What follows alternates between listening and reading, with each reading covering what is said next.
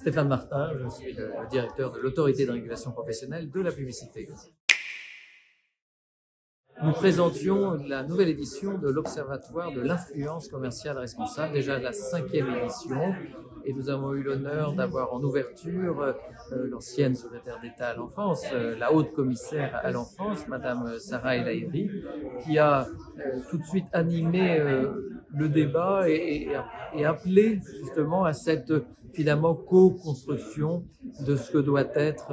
une influence responsable. C'est une matinée qui accueillait ensuite 2 tables rondes. Une table ronde, notamment la dernière, sur tout ce qui était la biodiversité, qui est assez nouveau comme thème, avec des enjeux aussi de tourisme et de sport sur le sujet. Et la première table ronde qui a tourné autour de les enfants influenceurs ou les enfants d'influenceurs, avec un rappel bien sûr du droit existant et de l'autorégulation qui a des règles aussi très fortes là-dessus, et la pratique, les bonnes pratiques à avoir pour protéger l'enfant en ligne, surtout quand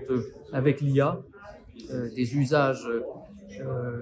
malfaisants peuvent être faits des images, et donc vigilance a été demandée aux parents,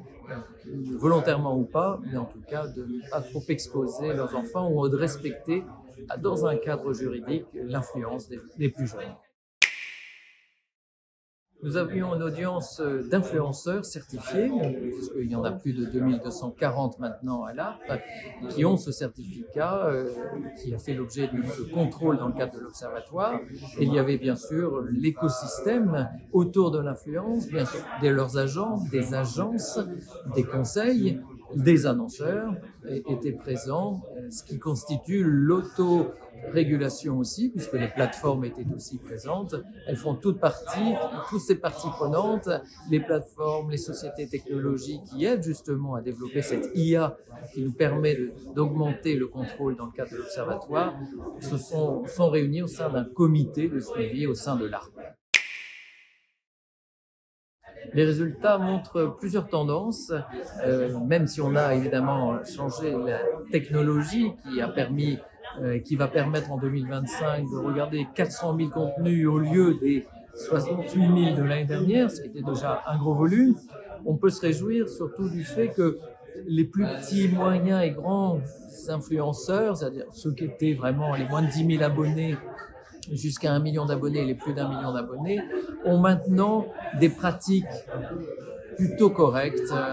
de transparence dans les messages. Donc le message global, on a vu, puisqu'on est au 5e observatoire, le message global de cette transparence quand il y a collaboration commerciale est bien passé. La loi du 9 juin 2023 est venue compléter ce rappel à l'ordre. Et donc,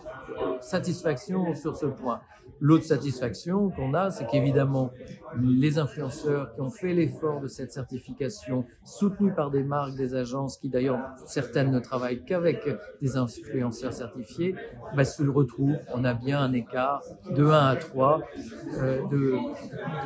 compétences et de performance et de respect des règles entre les certifiés et les non certifiés. Donc c'est autre motif de satisfaction qui doit encourager finalement l'ensemble de la profession à se dire que l'éducation, la pédagogie, comme c'est un métier pour beaucoup de gens dans cette créateur économie, on se forme, et passer le certificat, c'est le minimum de formation à avoir, et on peut en plus l'enrichir de certificats avec option. Les marques ont bien compris les enjeux de brand safety, comme elles disent, et les influenceurs ont aussi compris ces enjeux de confiance à maintenir avec leur communauté. Donc on arrive à cet équilibre où peut-être il y aura toujours quelques marques qui ne savent pas ou qui ne voudraient pas, mais dans tous les cas, un influenceur qui cacherait cette collaboration commerciale, il n'y a pas de doute, sa communauté saura réagir. Tout le monde maintenant a bien compris que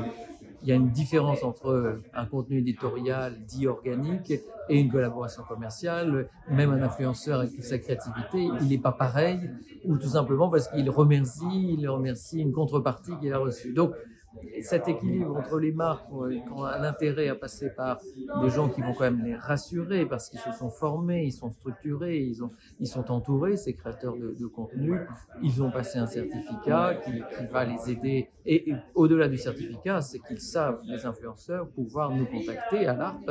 avoir des conseils. On a un club des talents certifiés où on aborde différents thèmes tout au long de l'année, donc ils gagnent aussi en pédagogie et en compétences.